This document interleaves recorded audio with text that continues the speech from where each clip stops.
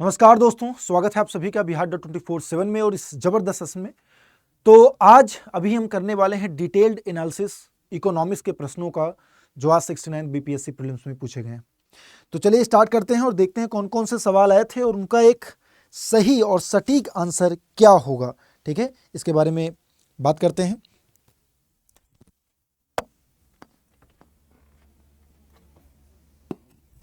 चलिए, तो पहला सवाल जो आपके आज के पेपर में आया दोस्तों, क्वेश्चन था दिवाला और शोधन अक्षमता के संबंध में निम्नलिखित कथनों पर विचार कीजिए।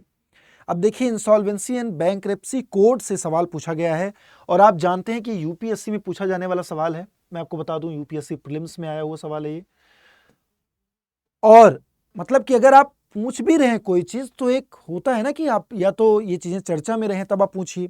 करंट अफेयर में ऐसी चीजों का ऐसे ऐसी योजनाएं पूछी गई हैं इकोनॉमिक्स में, आपको बता दूं, जो काफी पुरानी है, 2020 की योजना है और उसका कोई ताल्लुकात नहीं है आज से। फिर भी बीपीएससी में जिसने भी इकोनॉमिक्स के क्वेश्चन बनाए थे, मुझे लगता है कि उन्होंने कोई मेहनत करना नहीं चाहा और सीधे सीधे कहीं से उठा करके कॉपी पेस्ट कर दिया बिना स्तर देखे हुए। एक यूपीएससी का स्तर क्या होता है और एक स्टेट पीसीएस का स्तर क्या होता है, ये मुझे नहीं लगता कि विशेषज्ञ के दिमाग में ये बात रही होगी। खैर, अब क्वेश्चन पूछा गया है तो इसका आंसर तो बताना ही है। तो आप लोगों को बिल्कुल सही बात है कि मुश्किल हुई होगी, क्योंकि क्वेश्चंस जो इकोनॉमिक्स के पूछे हैं वो बिल्कुल ऐसे सवाल हैं जो आपने अनएक्सपेक्टेड है अपने आप में, कि ऐसा पूछे जाने का कोई सवाल ही, कोई लॉजिक ही नहीं पैदा होता। और उसी में से पहला ही सवाल आपके सामने इंसॉल्वेंसी एंड बैंकरप्सी सवाल है कि दिवाला और शोधन अक्षमता 2016 में आया था दोस्तों, और आईबीबीआई का गठन भी अक्टूबर 2016 में किया गया था। एक नियामक संस्था है इसके लिए। ठीक है, पहला कथन कह रहा है कि शोधन अक्षमता से तात्पर्य उस वित्तीय स्थिति से है जिसमें कोई व्यक्ति या संस्था बकाया होने पर अपने ऋणों का भुगतान करने में असमर्थ होता है। जैसे हम पहला स्टेटमेंट देखते हैं तो देखने में तो हमें यह लगता है कि भाई ये सही है, सही है। शोधन क्षमता का मतलब भाई हमने कर्ज लिया, हम कर्ज देने में अक्षम है। लेकिन दोस्तों मैं आपको बता दूं, इंसॉल्वेंसी का मतलब यहां पर बैंकरप्सी में ये आया, इसका मतलब व्यक्ति से नहीं था बल्कि संस्था से था। तो यहां पे कोई व्यक्ति नहीं होगा बल्कि केवल संस्था होगा, यानी ये कंपनी के लिए है। कोई किसी कंपनी ने बैंक से लोन लिया, अब वो लोन चुकाने में असमर्थ है, तो अपने आप को एक सुविधा दिया गया इस कोड के माध्यम से, इस संहिता, इस नियम के माध्यम से, कि अगर आप नहीं चुका पा रहे हैं तो अपने आप को दिवालिया घोषित कर दीजिए कि भाई हम जो है वो अक्षम है, हम चुका नहीं सकते। ठीक है, तो इस आधार पर क्या होगा, इस आधार पर जो है बाकी की चीजें होंगी। अगर आपकी कोई संपत्ति वगैरह है तो उसकी नीलामी होगी, मतलब किसी भी तरीके से जो है ये पैसा वसूल हो जाएगा। तो ये तो गलत हो गया, पहला क्वेश्चन ही ऑप्शन गलत। दूसरा, दिवाला एक कानूनी प्रक्रिया को संदर्भित करता है जहां देनदार की संपत्ति लेनदार के लाभ के लिए समाप्त या पुनर्गठित की जाती है। अब देखिए, देनदार और लेनदार तो आपकी बातें समझ में आ गई होगी। पूछना अच्छा कौन सा कथन सही है, ठीक ना, कौन सा कथन सही पूछा गया है। तो सही पूछा गया तो एक तो पहला ही गलत हो गया, तो ये ऑप्शन एलिमिनेशन प्रोसेस से आपका गलत हो गया। मतलब या तो 2, 3 और 4 होगा या फिर केवल 4 होगा। चलिए, तो कानूनी प्रक्रिया देखिए, मैं आपको बता दूं, दिवाला एक कानूनी प्रक्रिया, चूंकि ये कोड है, insolvency and bankruptcy code, IBC, insolvency and bankruptcy code है। कोड मतलब नियम होता है, और कानून तब बनता है जब कोई अधिनियम पारित हो जाता है, अधिनियम बनता है। हालांकि विधेयक पेश हुआ था लेकिन अधिनियम की कोई जानकारी तो है नहीं। तो 2016 में एक कोड बनाया गया, एक नियम बनाया गया, और इस नियम के द्वारा दोस्तों ये सुविधा दे दी गई कि आप न्यायपालिका में अपील कर सकते हैं, अपील करने की सुविधा दे दी गई। और कानून जब बनता है दोस्तों, तो कानून अपने आप में उसमें दंड का प्रावधान भी होता है, आप जानते हैं। तो ये भी गलत है, कानूनी प्रक्रिया नहीं संदर्भित करता बल्कि नियम प्रक्रिया है। चलिए आगे, शोधन अक्षमता एक अवस्था है जबकि दिवाला निष्कर्ष है। नहीं, शोधन अक्षमता एक स्थिति नहीं है, स्थिति तो है, अवस्था और दिवाला को निष्कर्ष हम बिल्कुल नहीं कह सकते हैं दोस्तों। तो आपका 3 भी गलत हो गया। 4 पे आते हैं, भारतीय दिवाला और शोधन क्षमता बोर्ड यानी आईबीबीआई, जिसके बारे में मैं अभी बता रहा था, दिवाला और शोधन क्षमता कार्यवाही की देखरेख के लिए जिम्मेदार नियामक निकाय है। बिल्कुल सही बात है, नियामक निकाय, इसकी स्थापना अक्टूबर 2016 में की गई। तो चौथा कथन सही है, सही के बारे में पूछा जा रहा है तो मेरे अनुसार होगा बी। देखिए, मैं ये नहीं कह रहा हूं कि केवल यही सही, मेरे अनुसार बी ऑप्शन केवल 4 अगर आपने लगाया तो बिल्कुल सही लगाया। नेक्स्ट क्वेश्चन, अगला सवाल आसान था थोड़ा, अगर आपने पढ़ा था तो। औद्योगिक नीति संकल्प किस वर्ष अपनाया गया? फैक्ट क्वेश्चन पूछ लिया, और ये आप जानते हैं कि 1956 होगा इसका सही जवाब, जिन्होंने भी लगाया है। आपको मैं बता दूं नीति संकल्प 1956 के बारे में, आप जानते हैं मैंने पढ़ाया था second 5 year plan Mahalanobis model पर आधारित था, ठीक है, उसी के बारे में बात है। इसे विकास का महालनोबिस मॉडल का आकार दिया गया था। इसने सुझाव दिया कि भारी उद्योगों पर जोर देने से अर्थव्यवस्था लंबी अवधि के उच्च विकास पथ की ओर अग्रसर होगी। इसका उद्देश्य क्षेत्रीय समानता की नींव रखना था। इस नीति का उपयोग पिछड़े क्षेत्रों में उद्योग को बढ़ावा देने के लिए किया गया था। यदि औद्योगिक इकाई आर्थिक रूप से पिछड़े क्षेत्र में स्थापित हो तो लाइसेंस प्राप्त करना थोड़ा सा आसान हो जाता था। तब की बात है, यानी लाइसेंस तब होता था, लाइसेंसिंग प्रथा थी, और 1991 में लाइसेंसिंग प्रथा को समाप्त कर दिया। तो यानी ये 1956 में बिल्कुल सही हो जाएगा। नेक्स्ट, उत्पादन संबद्ध प्रोत्साहन यानी PLI एक स्कीम है, ठीक है ना, एक स्कीम है दोस्तों, और इस योजना के बारे में कुछ कथन दिए गए हैं। देखते हैं कथनों के बारे में। जैसे यह योजना घरेलू विनिर्माण को बढ़ावा देने और मोबाइल फोन के विनिर्माण तथा निर्दिष्ट इलेक्ट्रॉनिक घटकों में बड़े निवेश को आकर्षित करने के लिए उत्पादन से जुड़े प्रोत्साहन की पेशकश है। बिल्कुल सही बात है। इसके द्वारा क्या किया गया? इस योजना के द्वारा यह किया गया कि भाई जो हम आयात कर रहे हैं, चाहे मोबाइल फोन हुआ या इलेक्ट्रॉनिक जो उपकरण हुए, उनका हम अपने यहाँ ही अपने घरेलू उद्योग स्थापित करके उनका यहीं पर निर्माण किया जाए, जिससे कि हमारी जो निर्भरता है दूसरे देशों पर वो कम हो जाए और हम आत्मनिर्भर बन पाए। तो ये तो बिल्कुल सही बात है। इस योजना में आवेदकों को 2 श्रेणियां दी गई, वैश्विक कंपनियां और घरेलू कंपनियां। बिल्कुल गलत बात है, वैश्विक कंपनियां नहीं बल्कि घरेलू कंपनियों की बात होती है, तो ये तो गलत हो गया आपका। तीसरा, यह योजना पात्र कंपनियों को 6 वर्षों की अवधि के लिए भारत में निर्मित और लक्ष्य श्रेणी शामिल करने शुद्ध वृद्धिशील बिक्री आधार वर्ष पर लगभग 8% का औसत प्रोत्साहन, 8% नहीं बल्कि यहां पर 5 to 6% दिया गया था दोस्तों। तो ये भी कथन आपका गलत होता है। और चौथा क्या कह रहा है? PLI के तहत लक्ष्य श्रेणी में laptop, tablet, all in one PC, server, ultra small form factors यानी USFM शामिल होंगे। अब कौन सा कथन गलत पूछ रहा है आपसे? तो गलत कौन कौन सा हो गया भैया? तो गलत आपका 2 और 3 गलत हो गया। 2 और 3 कहां पर है? 2 और 3 ये सी ऑप्शन। तो सी ऑप्शन आपका बिल्कुल सही विकल्प है, ठीक है। नेक्स्ट क्वेश्चन, स्वामित्व योजना के बारे में सवाल है दोस्तों। स्वामित्व योजना के संबंध में निम्नलिखित कथनों पर विचार कीजिए। स्वामित्व योजना आप जानते हैं कि खान मंत्रालय, यहां पर बिल्कुल गलत हो जाएगा, खान मंत्रालय नहीं होगा, ठीक है। स्वामित्व योजना खान मंत्रालय के तहत नहीं था, तो ये तो गलत है। यह योजना CORS नेटवर्क की तरह जियो पोजिशनिंग इंफ्रास्ट्रक्चर को 5 सेंटीमीटर तक की सटीकता प्रदान करने के योग्य मानक बनाने का प्रयास करती है। बिल्कुल सही बात है।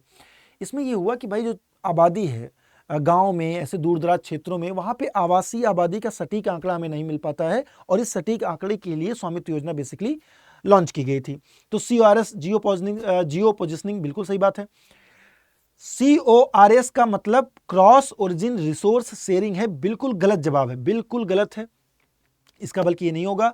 तो छोटे छोटे खंडों का नक्शा तैयार करके बस्तियों आबादी के क्षेत्रों में संपत्ति का स्पष्ट स्वामित्व स्थापित करने के लिए सुधारात्मक पहल है। अब यहां पे क्या पूछ रहा है? कौन सा गलत है? तो गलत 3 है। 3 देखिए, इसमें भी है, इसमें भी है, इसमें नहीं है, तो ये तो नहीं होगा। 3 इनमें और इनमें 1 है। अब चूंकि खान मंत्रालय भी गलत है, तो 1 और 3 बिल्कुल सही जवाब है। 1 और 3 बिल्कुल सही जवाब है, 2 और 4 बिल्कुल सही है। तो ए इज द राइट ऑप्शन। अगर बात करें CORS के बारे में, तो यहां पर आप देख सकते हैं कि CORS स्वामित्व योजना के तहत जो आता है उसका मतलब होता है, फुल फॉर्म होता है कंटिन्यूअसली ऑपरेटिंग रेफरेंस स्टेशन, ठीक है ना। तो यहां पर ये आप देख सकते हैं। चलिए आगे बढ़ेंगे। अगला क्वेश्चन, निम्नलिखित में से कौन से कारक संभावित रूप से भारतीय अर्थव्यवस्था में मुद्रा जनित मंदी यानी स्टैगफ्लेशन मैंने पढ़ाया था अच्छे से, जितने लोगों ने ध्यान से पढ़ा था उतने लोगों का सही भी हुआ होगा। अब योगदान में कर सकते हैं, यानी कि इस स्टैगफ्लेशन को क्या क्या चीजें बढ़ा सकती हैं, यही ना, योगदान कर सकते हैं स्टैगफ्लेशन में। योगदान, सरकारी खर्च में वृद्धि के कारण उच्च मुद्रास्फीति दबाव जो होता है वो क्या स्टैगफ्लेशन बढ़ा सकता है? नहीं, क्योंकि एग्रीगेट डिमांड का मैंने फॉर्मूला बताया था आपको, जिसमें C+I+G आता है। तो अगर गवर्नमेंट एक्सपेंडिचर बढ़ता है तो उससे स्टैगफ्लेशन नहीं आएगा, बल्कि डिमांड बढ़ेगा, प्रोडक्शन बढ़ेगा, मंदी की स्थिति नहीं आएगी। तो गलत हो गया, ये नहीं करेगा। औद्योगिक उत्पादन में गिरावट और आर्थिक विकास में सुस्ती, ये सही है, ये बिल्कुल सही है। कुल मांग और उपभोक्ता खर्च में कमी, कुल मांग और उपभोक्ता खर्च में कमी, बिल्कुल सही बात है। अगर आप लोग सभी मान लीजिए जितने भी लोग हैं खर्च नहीं करेंगे, मांग नहीं करेंगे, तो मंदी आना तय है, ठीक है ना। तो ये तो 3 सही है, बिल्कुल सही है। तो घरेलू मुद्रा की वृद्धि के कारण निर्यात प्रतिस्पर्धात्मकता में कमी, निर्यात से इसका कोई मतलब नहीं दोस्तों, और घरेलू मुद्रा की वृद्धि से इसका कोई तात्पर्य नहीं है। पूछ कह रहा है सही उत्तर चुनिए, सही उत्तर क्या हो सकता है? तो सही उत्तर आपका जो है दोस्तों वो क्या है? तो सरकारी खर्च के कारण नहीं आएगा, औद्योगिक उत्पादन 2 है और 3 है, 2 और 3 इसमें सही आंसर होना चाहिए, तो यानी ए विकल्प आपका 2 और 3 दिया गया, तो यही सही होगा। क्लियर? चलिए आगे बढ़िए, अगला क्वेश्चन। अब अगला सवाल पूछ रहा है कि वैश्वीकरण, खूब अच्छे से मैंने पढ़ाया था, है ना। देखिए क्वेश्चन नो डाउट है कि आपसे बहुत ही लंबे स्तर का, बहुत ही उच्च स्तर का पूछा है। यह क्वेश्चन आने वाला नहीं है, यह क्वेश्चन नहीं पूछा जाना चाहिए, लेकिन फिर भी पूछा है। और आप लोगों को मैंने पढ़ाया भी था वैश्वीकरण के बारे में, अच्छा खासा बताया था, इसके सारे क्या क्या प्रभाव हो सकते हैं वैश्वीकरण के, ये सब बताया था। तो वही पूछा है कि वैश्वीकरण और भारत पर इसके प्रभाव के बारे में निम्नलिखित में से कौन सा सत्य नहीं है, यानी गलत कथन का चयन करना है। निर्यात में वृद्धि आयात में वृद्धि से अधिक, यानी कि वैश्वीकरण अपनाने से भारत में क्या निर्यात में बढ़ोतरी हुई और निर्यात में वृद्धि आयात में वृद्धि से अधिक है, यानी कि आयात में कटौती हुई और निर्यात में वृद्धि हुई? नहीं, बिल्कुल गलत है। इससे प्रत्यक्ष विदेशी निवेश का प्रवाह बढ़ा है, तो बिल्कुल बढ़ा है, बिल्कुल सही बात है, लेकिन सत्य नहीं है पूछा है। इसने वस्तुओं और सेवाओं में व्यापार का विस्तार किया, तो यह भी सही है, लेकिन चूंकि गलत पूछना है तो गलत ए ऑप्शन है, बिल्कुल सही बात है। तो ए ऑप्शन जितने लोगों ने टिक लगाया होगा सही होगा, आसान सवाल है। नेक्स्ट, केंद्र सरकार के गैर योजनागत व्यय के बारे में निम्नलिखित में से कौन सा कथन सही है? आसान सवाल था, ठीक है, पढ़ाया गया क्वेश्चन था पेड क्लास में। देखिए सरकार की 2 व्यय होते हैं, अगर राजस्व व्यय में देखें तो एक होता है गैर योजनागत व्यय, एक होता है योजनागत व्यय। और आप लोग जानते हैं कि योजनागत व्यय जो है आपका, योजनागत व्यय में ये सारी चीजें नहीं आती दोस्तों। गैर योजनागत व्यय पूछ रहा है, इसका मतलब जितना पेंशन है, जितना आपका वेतन है, ये सब जो सरकार खर्च करती है वो गैर योजनागत व्यय के रूप में खर्च करती है, और उसी के बारे में पूछ रहा है। और इसमें क्या क्या आता है? तो इसमें ब्याज भुगतान भी आएगा, वेतन पेंशन ये सारी चीजें आती हैं। और ब्याज भुगतान देखिए एक ही जगह दिया हुआ है, बाकी कृषि विज्ञान प्रौद्योगिकी पर नहीं होगा, ये सब बिल्कुल गलत है। सी जिन्होंने ये आंसर लगाया बिल्कुल सही लगाया है, और मेरे ही स्टूडेंट ने लगाया, तो बिल्कुल सही होगा आंसर, ठीक है। तो सी ऑप्शन बिल्कुल सही है। क्लियर?